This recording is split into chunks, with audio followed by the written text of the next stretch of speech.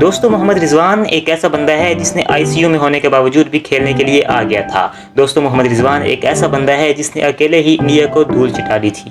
دوستو محمد رضوان ایک ایسا بندہ ہے جس سے کے ساتھ سب نے لمبی پارٹنرشپس لگائی ہیں۔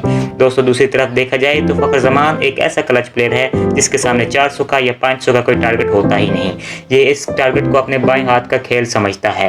یہ دو پلیئر جس ٹیم میں بھی ہوتے ہیں اس ٹیم کو فائدہ ہی ہوتا ہے، ان سے کسی کو نقصان نہیں ہوتا۔ جبکہ فخر زمان دیکھا جائے تو یہ ایسے چھکے لگاتا ہے کہ دوسروں کے چھکے چھوٹ جاتے ہیں، اور محمد رضوان کی کیپنگ اور اس کی بیٹنگ دونوں ہی لاجواب ہے۔ لیکن انفارچونیٹلی آسٹریلیا کے خلاف اسکواڈ میں محمد رضوان اور فخر زمان کو دونوں کو ہی ڈراپ کر دیا گیا ہے۔ سب سے پہلے میں فخر زمان کی بات کروں گا۔ اس کا بہانہ لگایا ہے کہ فخر زمان انجرڈ ہو گیا ہے، لیکن انجرڈ نہیں ہوا، یہ میں آپ کو پکی خبر دے سکتا ہوں، کیونکہ پی ایس ایل میں جیسا وہ کھیلا ہے اس کا حق بنتا تھا کہ وہ او ڈی آئی اسکواڈ میں شامل ہو۔ اگر بابر اعظم کو دوبارہ اسکواڈ میں شامل کیا گیا ہے تو فخر زمان کو بھی کرنا چاہیے تھا۔ میں مانتا ہوں ینگسٹرز کو موقع دینا چاہیے، لیکن فخر زمان کے ساتھ یہ کہنا کہ یہ انجرڈ ہے، یہ ایسا ہے، یہ ویسا ہے، یہ بوڑھا ہو گیا ہے، یہ غلط بات ہے۔ یہ اب اس کے ساتھ کوئی ذاتی انا ہے یا اس کے ساتھ کوئی دشمنی ہے، کیونکہ ایک ینگسٹرز کے اوپر زیادہ ساری کی ساری گیم ڈال دینا مجھے نہیں سمجھ آتا۔ ایک میچ یا دو میچز ینگسٹرز کو کھلا جاتے ہیں، جب اس کا ایکسپیرینس زیادہ ہو جائے تب اسے ایک بڑے میچز میں لے کے آیا جاتا ہے۔ لیکن محمد رضوان کو یہاں پر ڈراپ کرنا